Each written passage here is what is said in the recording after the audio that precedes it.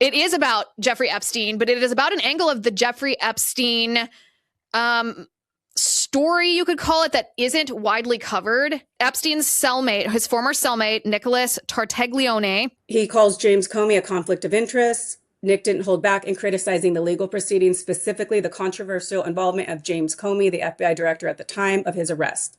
Comey's daughter was one of the prosecutors on his case.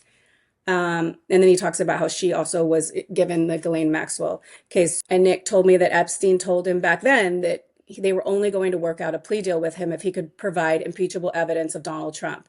But Epstein told Nick he didn't have that. He said, he didn't like me. He kicked me out of a party. So Epstein starts complaining about Donald Trump, okay, like how they didn't get along. And he said, but if I don't give them something, they're give the Comey something, the FBI.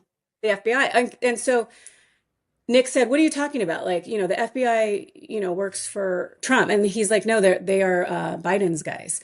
It's just, there's so much that Nick that has going for him, but it's hard to put it all together. And media is only focused on the suicide note right now. But really, Nick's case supports Donald Trump. Like, he's saying he had no dirt on him. He couldn't work out a plea deal because he couldn't provide them dirt he wanted. He even says in it, they're going to go after, my ex-girlfriend.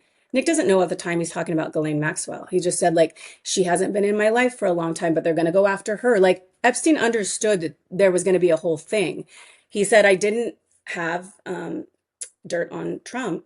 I mean, that's a wild story. If even a fraction of it is verifiable or true, then it warrants an investigation. I mean, it's wild.